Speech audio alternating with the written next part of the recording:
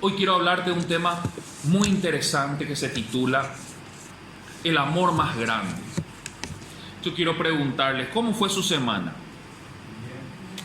¿Fue buena? ¿Fue con luchas? ¿Fue con guerras? ¿Fue difícil? ¿Fue fácil? ¿Saben por qué? Porque a medida que pasa el tiempo, quiero decirles esto: nuestras semanas no van a ser tan fáciles que digamos. ¿Por qué?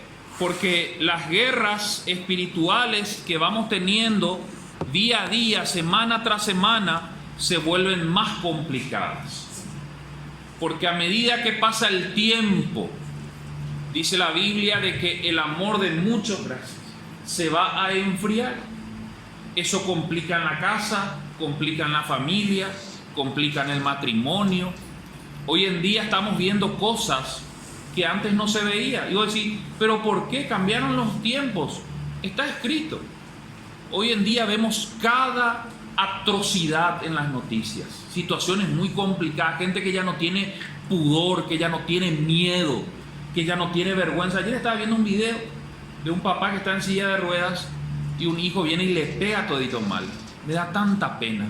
Y uno dice, pero ¿cómo puede ser que su hijo a su papá que está en silla de ruedas le pegue? Pero un video casero así real que sucedió no sé en dónde. Ayer estaba mirando en redes sociales. Sí, el amor de muchos se va a enfriar. Hoy en día ya no hay ponderación de nada. Hoy en día ya no hay... y esto se va a agravar. Discúlpenme, no soy profeta del desastre, pero eso se va a agravar.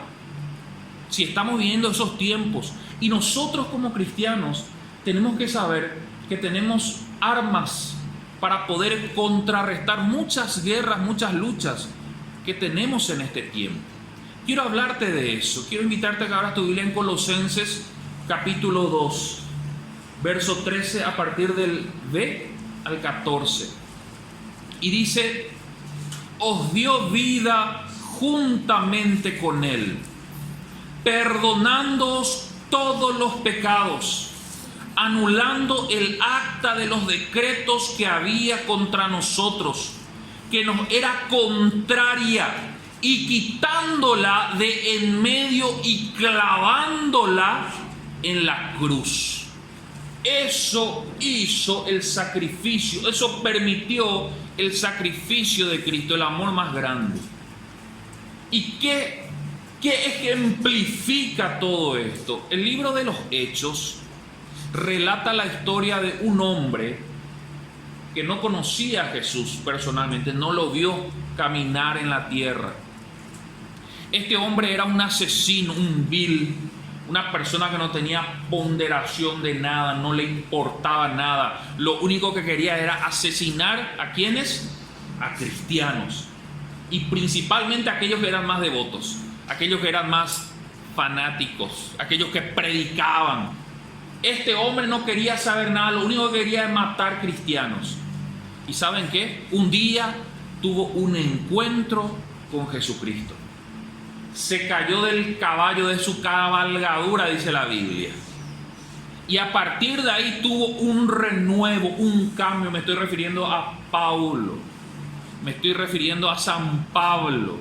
Saulo era en aquel entonces, pero fue cambiado, fue transformado. Dice la Biblia que fue mudado a otra persona. De ser un asesino de cristianos, empezó a predicar la palabra de Dios. Y muchas de las cartas que nosotros leemos, lo escribió él. Colosenses, lo que acabo de leer, lo escribió Pablo. De ser un asesino de cristianos, fue transformado, fue cambiado. Tuvo un encuentro con Jesucristo y ese encuentro lo marcó tremendamente, y a partir de ahí él empezó a hablar y a predicar diciendo: yo pensaba que vivía una vida abundante y estaba equivocado. Hoy vivo una vida abundante. Porque muchos podemos creer de que yo tengo una muy buena vida, porque me como mi asadito, porque me tomo esto, y no nos estamos dando cuenta que no estamos disfrutando para nada nuestra vida, y que cada día somos víctimas, o peor, perdemos, tenemos derrotas en las luchas, en las batallas de cada día, y no disfrutamos porque nunca hemos tenido ese encuentro con Jesucristo. La Biblia dice en Hechos 9, 3, 5. Hechos 9, 3, 5. Ya estaba Saulo por llegar a Damasco, cuando de pronto desde el cielo lo rodeó un gran resplandor como de un rayo. Saulo cayó al suelo y una voz le dijo: Saulo, Saulo, ¿por qué me persigues? ¿Quién eres, Señor?, preguntó Saulo. Yo soy Jesús, respondió la voz. Es a mí a quien estás persiguiendo, pero levántate y entra en la ciudad, que allí sabrás lo que tienes que hacer. Si lo hizo con Saulo, que era un asesino, lo puede hacer contigo y lo puede hacer conmigo.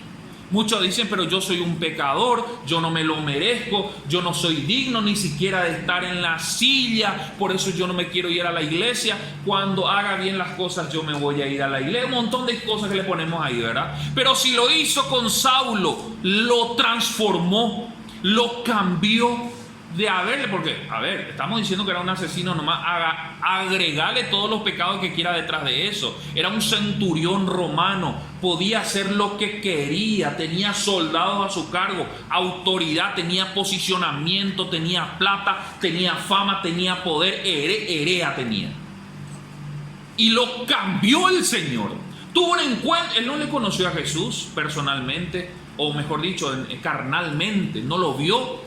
Como si Pedro, Juan, Jacobo, Simón, todos ellos sí vieron a Jesús, pero Saulo no lo vio. Pero eso no impidió para que él tuviera un encuentro con Jesús.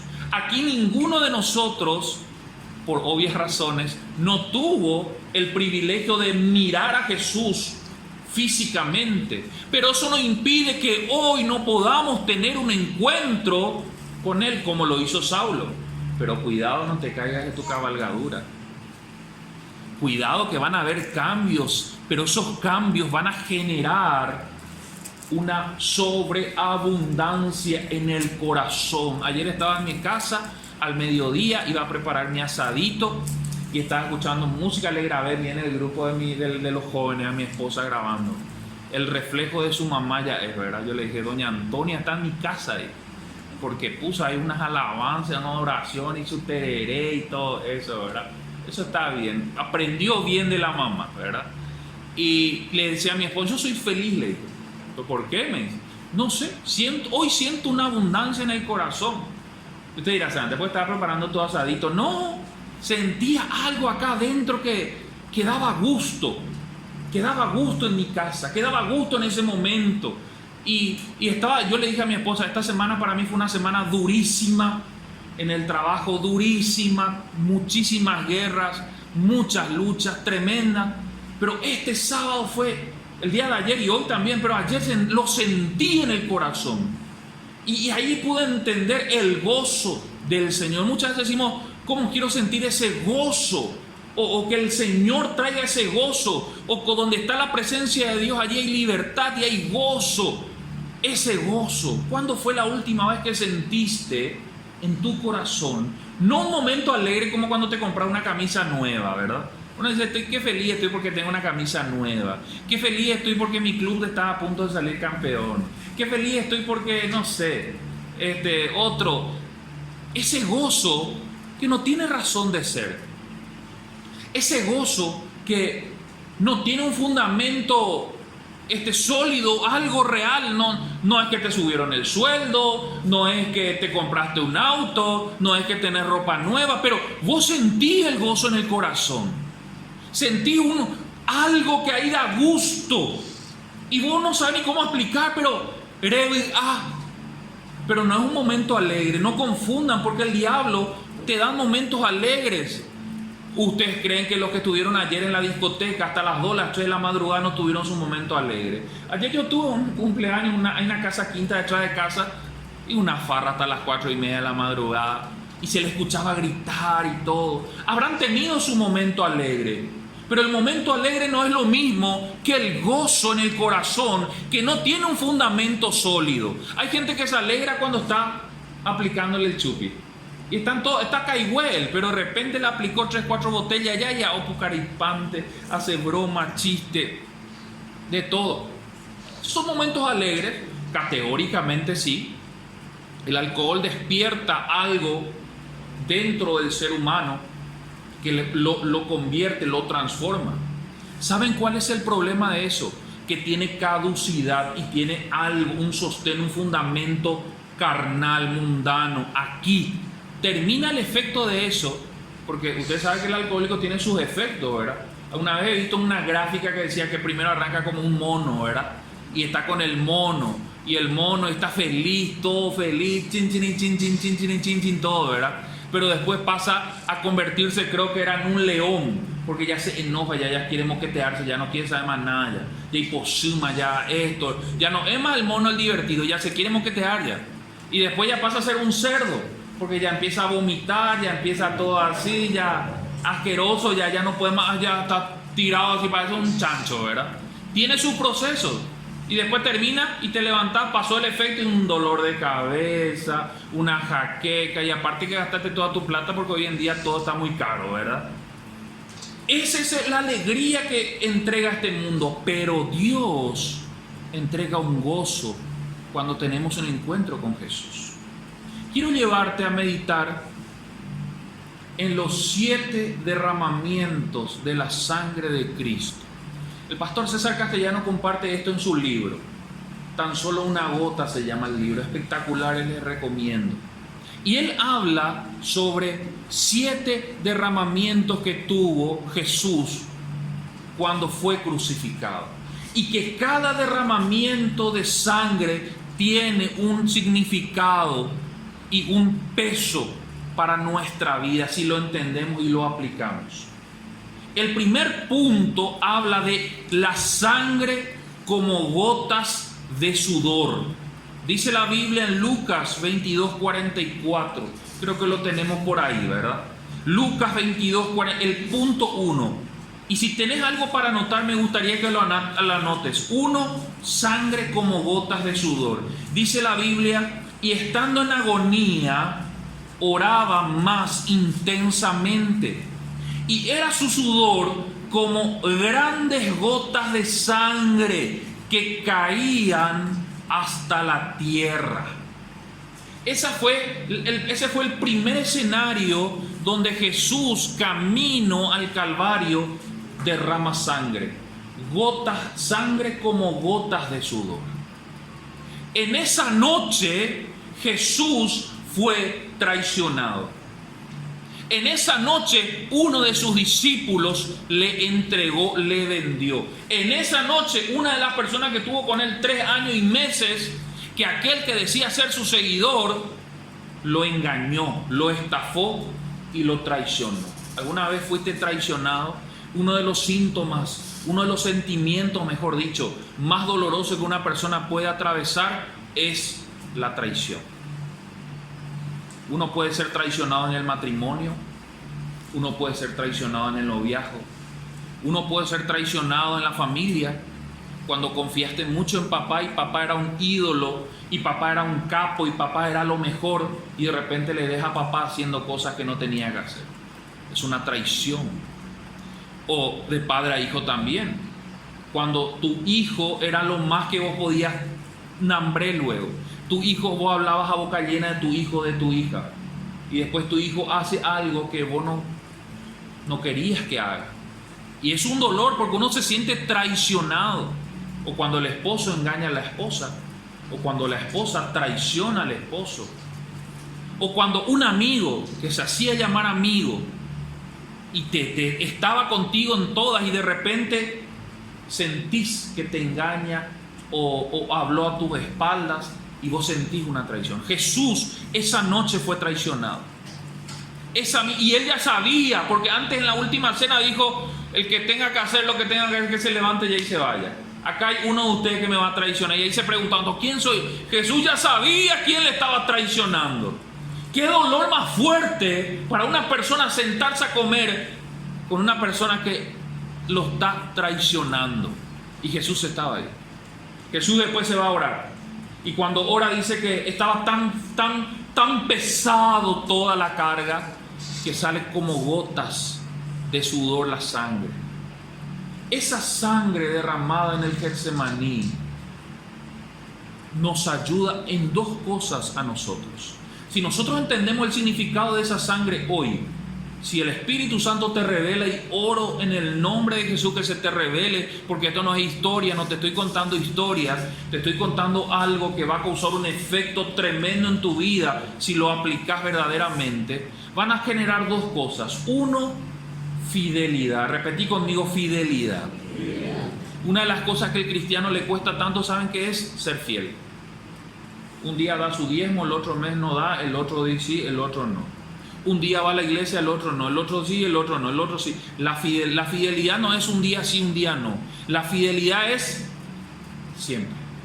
Y una de las cosas que a nosotros nos cuesta, porque no entendemos el significado de esta sangre de Cristo derramada en el Getsemaní como gotas de sudor, es que Él dijo: Señor, no quiero que se haga mi voluntad, sino hoy me mantengo fiel, Señor. No lo quiero hacer, pero me mantengo fiel. En ese momento, a través de esa sangre, nosotros recibimos un corazón fiel.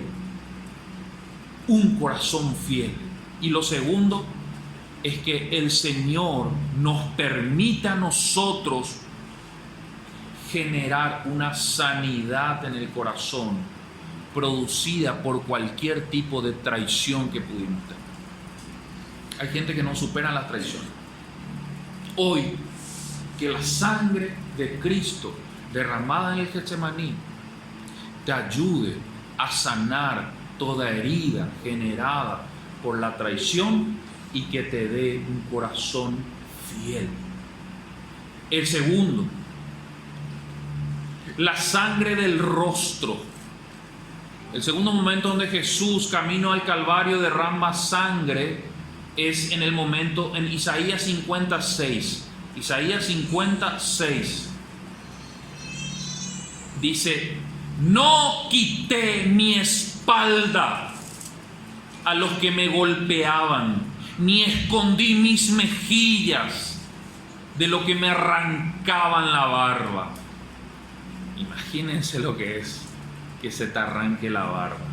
Otra de las cosas que nosotros no hemos aprendido es cuál es nuestra verdadera identidad en el Señor. Desconocemos. Usted tiene una cédula, muchas veces se habló de esto, y usted dice: yo soy paraguayo, otros dicen: yo soy argentino, yo soy... Cada uno tiene una identidad. ¿Y cuál es? Yo soy Segovia, y yo soy López, y yo soy González, y yo soy Scherzer. Y esa es tu identidad aquí en la tierra. Yo soy y vos tenés tu identidad. Pero ¿sabés quién sos en Jesús? Pues si soy un hijo de Dios, ¿pero qué significa ser un hijo de Dios? Cuando íbamos entrando a Colombia, en Colombia hay un convenio, donde en Colombia no hace falta entrar con pasaporte. La ley establece, porque Colombia es un país hermano, le dicen, debido a que en algún momento, no sé qué historia hay de fondo, en que Colombia benefició a Paraguay en algún momento dado. Lo que sí, que en todos los demás países que no son de Mercosur, en Mercosur vos podés entrar con cédula, pero en el resto vos tenés que entrar con pasaporte. Y en ese momento me acuerdo que íbamos entrando a Colombia y yo sabía esa ley. Yo tenía mi pasaporte, pero quería probar nomás a ver si es cierto, para que no me van a pedir mi pasaporte. Me hincha pelota luego, ¿verdad? Y me voy con mi cédula. Y cuando entro a migración le presento a mi cédula. Y me dice: señor, su pasaporte. ¿Pero por qué? Le digo: soy paraguayo. Y yo puedo entrar con la cédula. No, su pasaporte, de ninguna manera. Con mi cédula puedo entrar, le digo. Yo tenía mi pasaporte, no le quería nomás dar. Y después se va a preguntar su superior y le dice: ¿es cierto que él puede entrar? Sí, los paraguayos pueden entrar con cédula. Ah, bueno, disculpe, señor, adelánteme.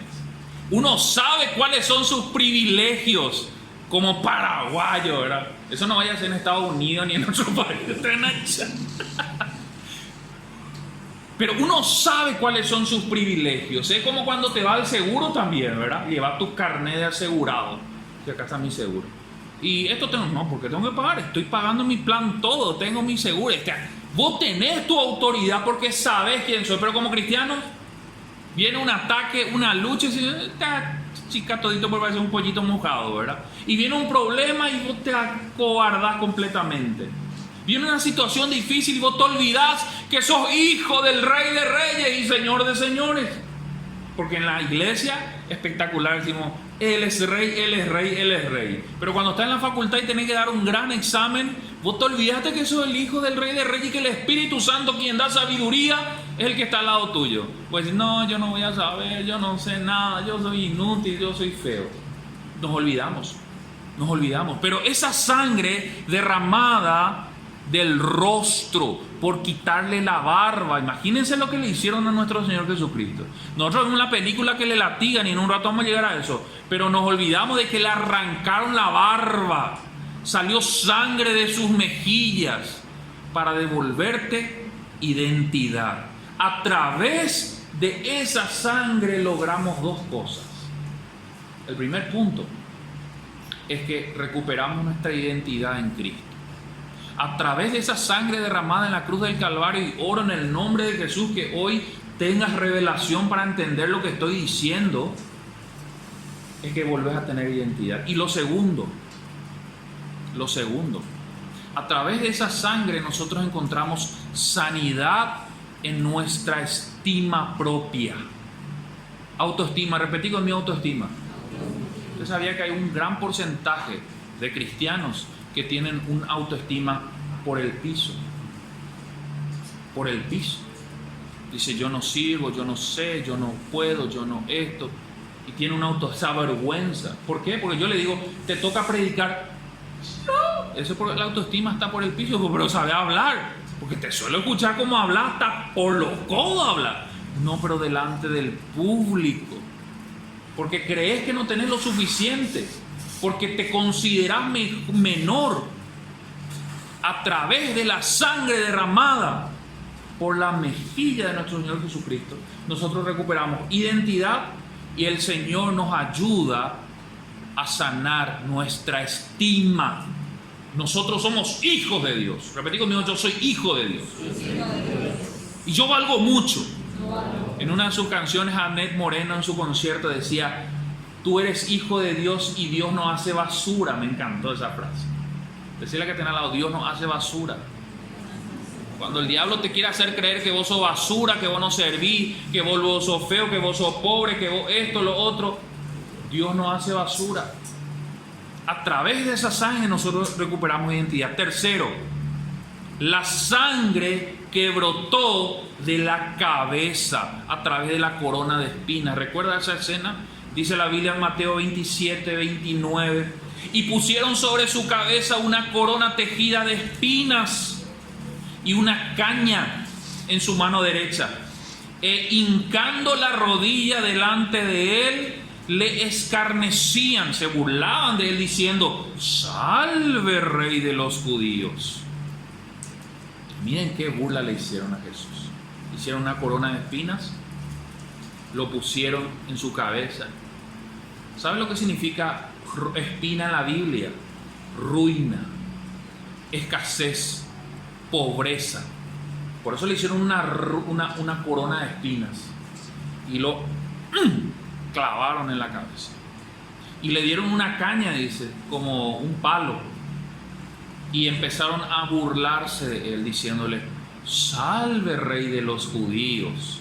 Porque en ese momento a él lo declaraban como Rey de los judíos. Y los judíos le rechazaban. Dicen, él no es nuestro Rey, él no es nuestro Salvador. Por eso dice la Biblia, a los suyos vino y los suyos le rechazaron. Porque Jesús era judío. Entonces, ya que los judíos le rechazaron, se abrió la salvación para los gentiles, quienes gente que no somos judíos, pero hoy recibimos salvación por medio de Jesús de Nazaret. ¿Cuántos dicen amén? Amén.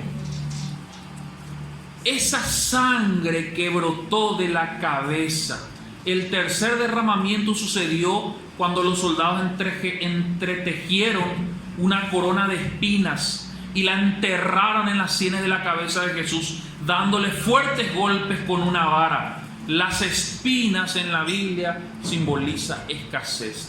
¿Sabes qué te da esta sangre derramada de las sienes de Jesús? Nos da a nosotros, nos da conquista. Repetí conmigo, conquista. Es una de las cosas que nosotros tenemos que entender como cristianos. Es que somos conquistadores. Tenemos triunfo. Tenemos victoria. Repetí conmigo, victoria. Vos no sos un perdedor. No sos un loser en inglés. Vos no sos un fracasado. Hay gente que se cree, dice, me voy a la iglesia, pero estoy fracaso. Es un engaño del diablo. Si nosotros entendemos el significado de la sangre de acá, el Señor me dio conquista. ¿Y sobre qué me dio conquista? Él se hizo pobre para que nosotros no seamos pobres. Una vez alguien dijo, no me acuerdo quién, que la pobreza es un estado mental. ¿Sabes lo que significa eso? Que la pobreza no es porque tenés plata o no tenés plata. Vos podés tener un peso partido por la mitad en el bolsillo, pero vos no sos pobre. Vos no sos pobre. Estaba hablando con él. Tuvimos un almuerzo la semana pasada con el presidente de una cooperativa en el Chaco. Y justo me tocó hablar con él. Y le digo, me sorprende tanto algo, le digo. ¿Qué cosa me dice? ¿Cómo vive el menonita? El menonita tiene muchísima plata, le digo. Y se ríe él. Pero vive con una apariencia tan sencilla. Pero puede estar sencillo hoy y sos muy rico. No tiene que ver con lo que vestimos, con lo que tenemos o con lo que poseemos. Tiene que ver con las riquezas que tiene nuestro Padre Celestial y está para nosotros. La pobreza es un estado mental, dice, y me encanta esa frase. Vos hoy si sos pobre es porque querés ser pobre. No tiene que ver con lo que tengas en el bolsillo. Vos podés estar con un asado tremendo hoy al mediodía. Tremendo, pero igual vos te consideras pobre. Puedes estar con la mejor universidad, pero igual vos te consideras pobre. Porque no tiene que ver con lo que tenés. Tiene que ver con la manera en que vivís. A través de la sangre que Jesús derramó desde la sien, el Señor nos dio conquista. Y Él se hizo pobre con esa espina clavada en la sien para que nosotros no lo seamos. Amén. Decir que tener vos no sos pobre. Vos sos rico, decirle.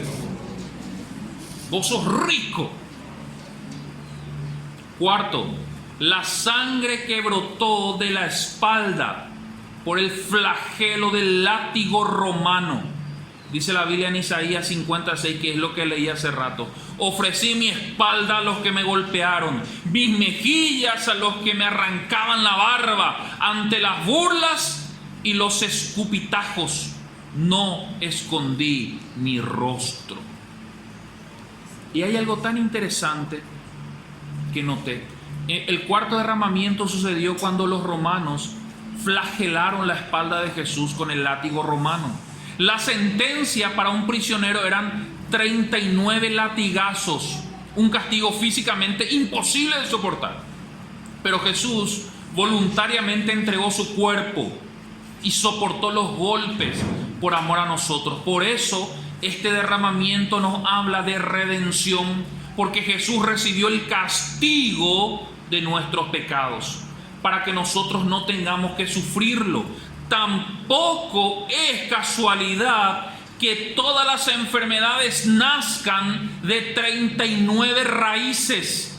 Por eso la palabra dice que por sus llagas fuimos nosotros curados. Y estuve investigando.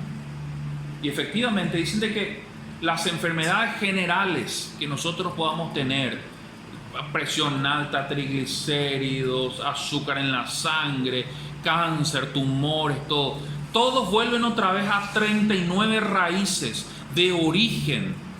No me explique cómo, pero investigue en internet y se va a dar cuenta. Y hay algún doctor nos va a ayudar también.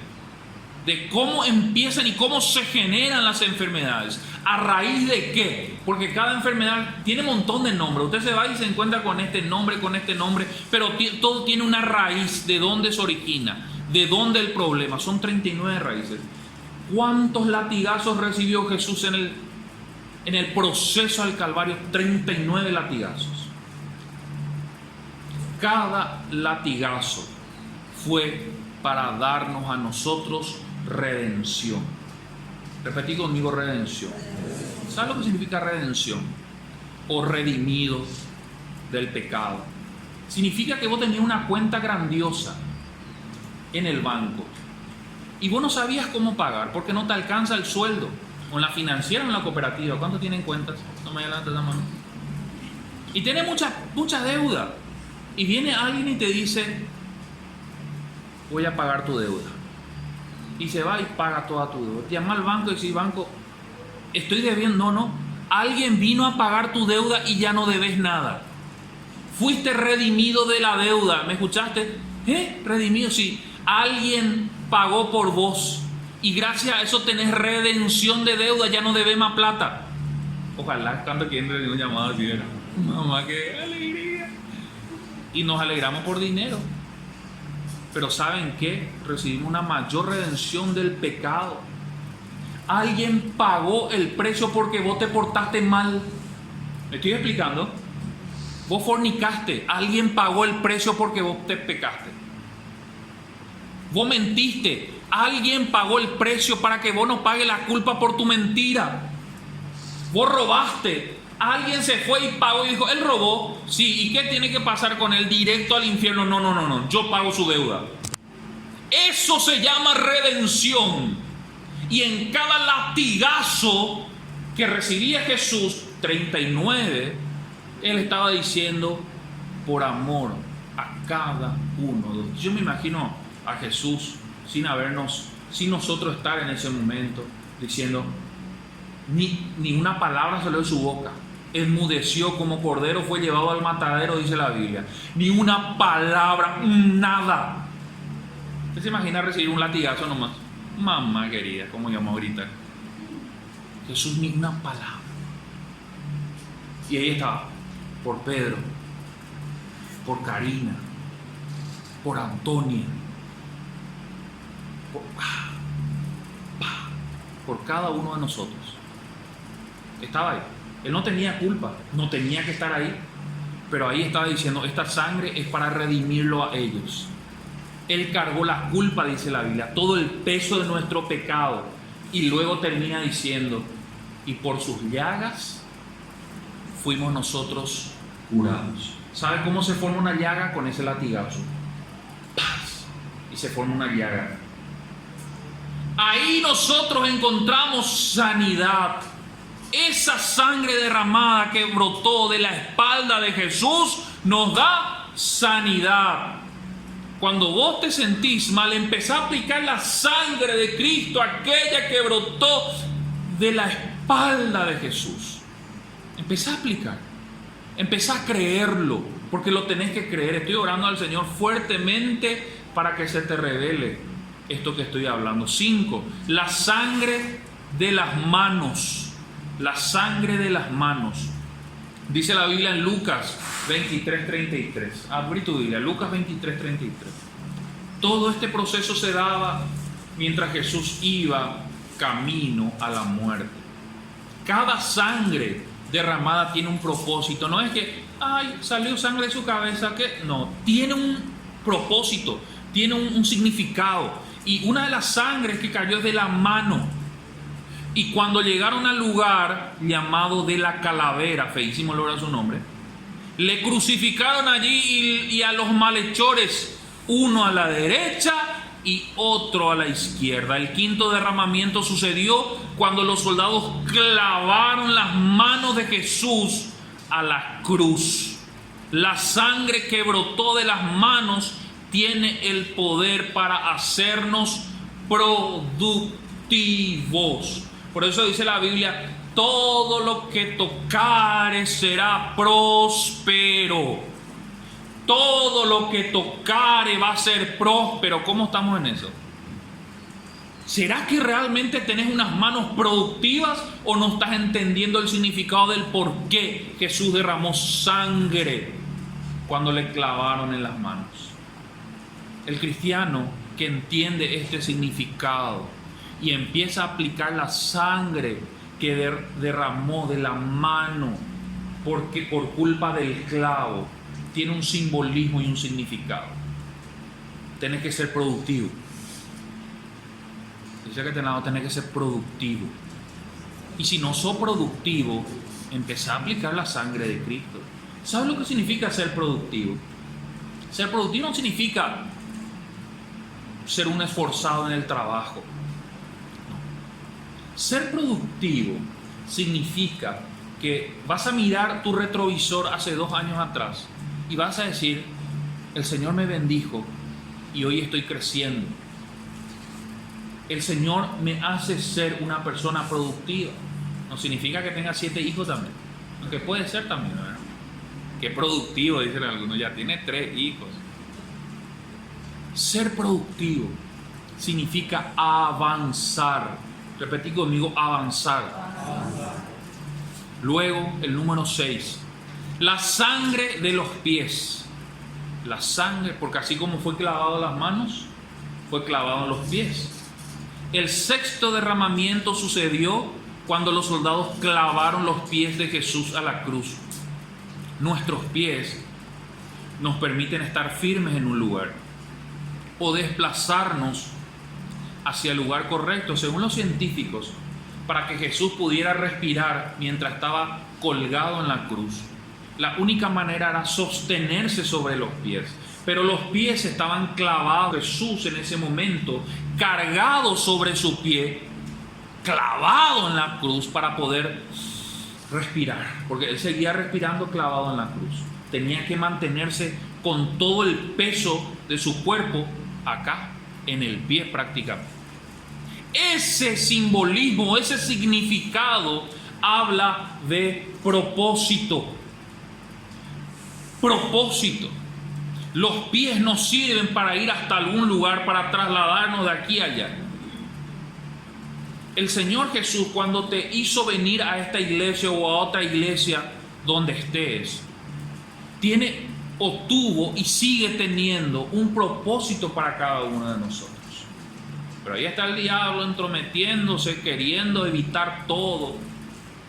Propósito, repetí conmigo, propósito. ¿Recuerda ese video que vimos de Dante Gebel y que estaba Jesús diciendo, no te limpies porque esa sangre tiene un propósito? Decía la dramatización que me encantó, y ahí los diablos ahí abajo diciendo, dijo propósito, ¿qué significa propósito? ¿Cómo que propósito? Algo de las cosas que el diablo no quiere es que se cumpla el propósito en la vida de cada uno de nosotros. El propósito que Dios tiene para nosotros. No, se va a oponer lo más que pueda. Lo más que pueda. Porque el día en que vos entendés el propósito que Dios tenía para vos, vas a ser imparable. Ahí ya nadie te detiene. Yo siempre cuento lo que me tocó vivir a mí como un accidente automovilístico. Y desde ese momento pude entender que había un propósito para mí. Eso fue diciembre del 2003. Hoy, después de 15 años más o menos, estoy sentado delante de ustedes y puedo decir, este fue el propósito que Dios tenía conmigo en aquella madrugada.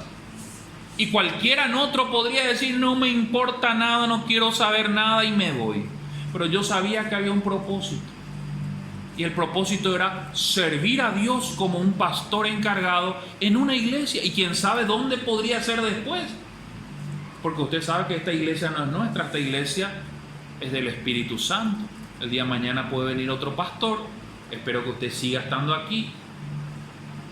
Esto es un proceso y el Espíritu Santo es el que va marcando la cancha conforme a lo que Dios va diciendo.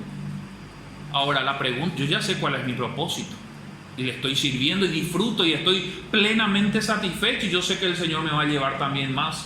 Ahora, ¿vos sabés cuál es tu propósito? ¿Ya sabés cuál es tu propósito? ¿Ya sabés dónde te sentís pleno, satisfecho, contento? La sangre que brotó de los pies de Jesús hace que se cumpla el propósito.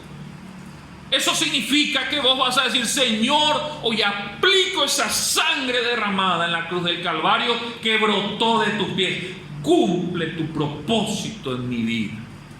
Que el diablo no se interponga en ese propósito, porque he visto tantos casos, tantas personas que tienen un propósito tremendo, familiares, que me toca muy de cerca. y sufro con eso. Que tienen un propósito tremendo y hoy no están camino en ese propósito. Están camino hacia atrás. Y duele, ¿sí o no? ¿Conocen gente así? Que vos sabés que Dios tiene un propósito para su vida, pero hoy no están camino a ese propósito. Se están yendo al revés, o hacia el costado, hacia la izquierda, y duele en el corazón. Te hiere, te entristece, y vos decís, ¿te acuerdas de fulano? Dios tiene un propósito tremendo para su vida. Y hoy en vez de caminar hacia ahí, te está yendo hacia el otro lado. Aplica la sangre de Cristo que brotó de sus pies. Y el séptimo y último, que fue la última etapa de vida terrenal de Jesús, porque Él sigue viviendo, resucitó al tercer día, está en los cielos, sentado a la diestra del Padre, y volverá muy pronto. ¿Cuántos dicen amén? Eso es lo que cantamos hace rato. Y viene Él saltando entre los montes. Eso está escrito en la Biblia. Eso es lo que estamos diciendo, y viene Él saltando entre los montes. Algunos ni saltan acá, es parte de la coreografía que Karina hace acá, espectacular. Y sus cabellos son blancos como nieve, y en sus ojos, ¿qué dice? Hay fuego. La Biblia habla de eso. La sangre que brotó del costado de Jesús. Dice la Biblia, Juan 19:34.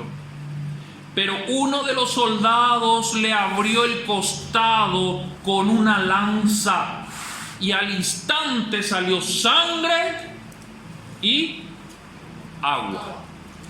Algunos científicos dicen de que cuando ya se te acabó la sangre, ¿qué sale? Lo último que sale. Ya se acabó. No sé cuántos litros tiene el ser humano en sangre. ¿Alguien sabe? Pero tiene un promedio de litros que tiene el ser humano de sangre, ¿verdad?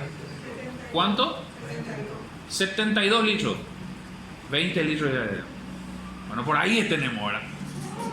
Ahí vamos a averiguar bien. ¿Usted sabe lo que es perder? Vamos a hacer de cuenta que somos 20 litros, para no exagerar. ¿Usted sabe lo que es perder 20 litros de... El 20 litros es como el bidón de agua. Imagínense tener 20 litros. Ahora entiendo por qué yo soy pesado. Tengo 70 litros de sangre más seguramente. O sea, no es que tenés gordura, tenés más sangre nomás, ¿verdad? Una vez me fui a donar sangre y salió mi sangre así muy espesa. Y me dice, vos tenés que donar más veces, más seguido. Te esperamos otra vez dentro de un mes, me dijeron. Tienen que donar. Dona vida, dicen a mí. Pero usted se imagina perder toda la sangre del cuerpo. Usted se imagina, porque muchas veces perdemos la sangre. ¿Tuviste alguna cortadura grande y empezás a perder sangre? ¿Te da fiebre? ¿Sí o no? ¿Te da escalofrío? ¿Te da dolor? Un poquitito de sangre nomás. Ahora imagínate perder toda la sangre. Usted se imagina que desde que empezó en el Getsemaní empezó a perder sangre Jesús. Desde la noche anterior, todo el escalofrío, el chucho, la fiebre, porque la Biblia no habla de fiebre, pero es ser humano. Todo el calambre, todo el dolor, y se lo merecía, no se lo merecía, pero lo hizo por vos y por mí. Si vos lográs entender eso, si vos lográs tener una revelación de eso, tu vida va a ser transformada. Eso pasó con Pablo. Pablo no se cayó de la cabalgadura porque alguien vino y le empujó. Pablo se cayó de la cabalgadura porque entendió paz, el peso de la cruz. Y entendió cada gota de sangre desde el Getsemaní hasta la cruz con la lanza, y dijo, wow, y quedó ciego 3 días. No pudo ver, porque esto no se ve con los ojos. Vos podés cerrar tus ojos en este momento y la cruz se te puede ser revelada, porque no es por lo que veo, no es por la vista, es por fe. La fe no se guía por la vista.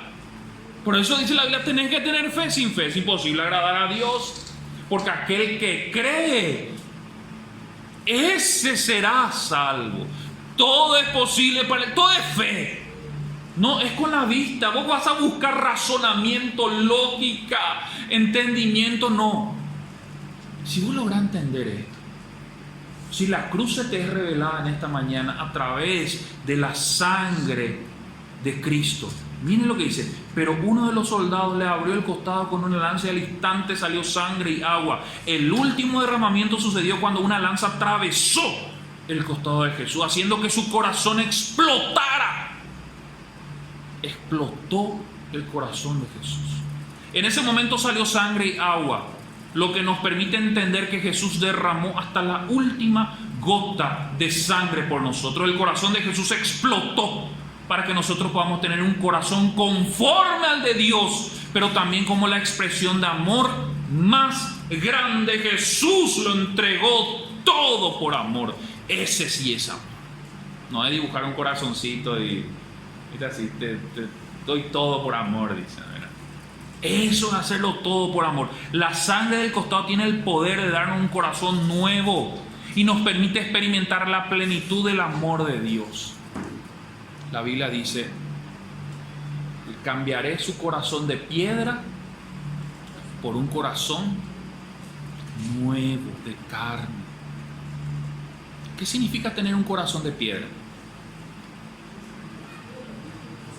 Nos enduce, doy cuasemba de se le habla y está duro, está frío, está apático. Y Dios puede hablarle, pero su corazón está duro. Y usted puede tener a Jesús de Nazaret parado aquí, pero su corazón va a estar tan duro que va a terminar bostezando.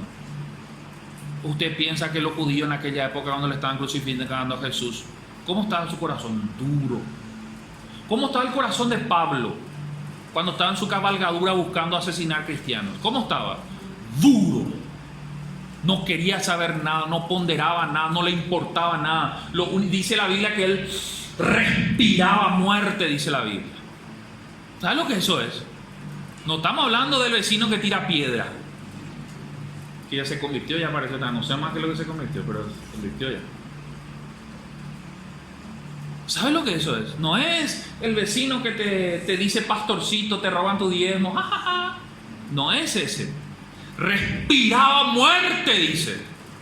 Y ese le entregó su vida a Jesús, porque la sangre le fue revelada, el sacrificio vivo de Cristo, y le dijo: Señor, ¿qué quieres de mí? Andate, te van a decir lo que tenés que hacer. Y después de eso empezó la vida de Pablo, que hasta hoy día nos beneficia. El amor más grande lo hizo Jesús en la cruz del Calvario. Si eso lo podés entender, hoy tu vida va a ser transformada. Hoy tu vida va a cambiar. Hoy vas a entender la plenitud. Hoy vas a recibir ese gozo que no tiene fundamento material, tiene un fundamento espiritual. Hoy vas a decir: no sé qué me pasa, pero el Señor hizo un cambio en mi vida. Eso es entregarle tu vida a Cristo. Eso es ser transformado. Eso es ser redimido. Eso es empezar de nuevo. No, vos no sos cristiano porque venía a la iglesia. Vos no sos cristiano porque estás en la escuela de líderes. Eso es consecuencia de lo que haces. Vos no sos cristiano porque participar en un grupo de alabanza, porque da tu diezmo, tu ofrenda. No te vas allá al cielo por eso, papito querido. Vos te vas allá al cielo porque le conociste a Cristo, le entregaste tu corazón a Jesús, entendiste los derramamientos de la sangre y decís: Cristo murió por mí y yo le amo tanto, y porque le amo voy a dar mi diezmo, mi ofrenda, voy a dar la alabanza, voy a tocar esto, voy a hacer esto, voy a venir a barrer el patio, voy a venir a cocinar, porque le amo tanto. Karina hace rato decía: ¿por qué venimos los domingos a la iglesia? ¿Te hiciste la pregunta? ¿Por qué venía el domingo a la iglesia? ¿Por qué venía el domingo a la iglesia? Y discúlpenme que lo diga, lo voy a decir de todo corazón. Tómenme con paciencia, por favor. ¿Venís para bostezar en los cultos? ¿Venís porque no dormiste bien y te sentás en el fondo y bostezás? ¿Y dormitás? ¿Venís porque te obligan? Venís porque mamá te dijo: andate, y si no te vas a ver. Venís para agradarle al líder, venís para agradarle al pastor, para que no te llame yo otra vez y te reclamen. ¿Por qué venís? Si no venís por los motivos correctos, en poco tiempo ya no te voy a ver aquí, ni te vamos a ver. En poco tiempo vas a volver a tu vida vieja, porque nunca conociste a Jesús. Nunca quisiste conocer a Jesús. Nunca te bajaste de tu cabalgadura. nunca tuviste el encuentro y esta sangre derramada en la cruz del Calvario te resbala. Pero hoy el Señor tuvo misericordia de nosotros, que nos trajo a este lugar. Y así como nos trajo, te tiene tanto amor. Porque yo le decía al Señor, Señor, envía lo que vos querés. Y hoy te escogió a vos para que estés aquí. No decir, pero no vino fulano, no vino. Así va a ser el día que venga Jesús. ¿Dónde está fulano? ¿Dónde está? Bueno, la música de Benjamín Rivera, no sé si conocen. Alguien grita, Cristo vino. Una madre gritando porque su hijo dónde está. Y un hijo buscando a mamá donde se fue. Así va a ser. Pero cuando el Señor dijo, ¿quién va a venir hoy para escuchar esto? Te escogió a vos. O sea, vos no viniste hoy por casualidad. Vos no viniste porque, a ver, vos te vas algo cada domingo. No, hoy el Señor quiso que vos vengas. Y no importa si llegaste tarde, si llegaste temprano. Hoy Dios dijo, yo quiero que ella venga. Así que voy a hacer todo lo posible. Porque tienes que escuchar este mensaje. Ahora, si escuchás este mensaje y no lo aceptás igual, ay. Pero si lo aceptás, si le entregás tu vida a Cristo, ¿por qué no le probás a Cristo? ¿Por qué no le probás? Puedo decir, pero yo le entregué mi vida a Cristo hace mucho. Pregunto. ¿Tenés las manos productivas? Pregunto. ¿Recuperaste la identidad que brotó de la mejilla? Pregunto, ¿sos fiel? ¿Sos fiel en tu asistencia? ¿Sos fiel en tu servicio? Porque la sangre que brotó del sudor te da fidelidad. Si no, hoy es una excelente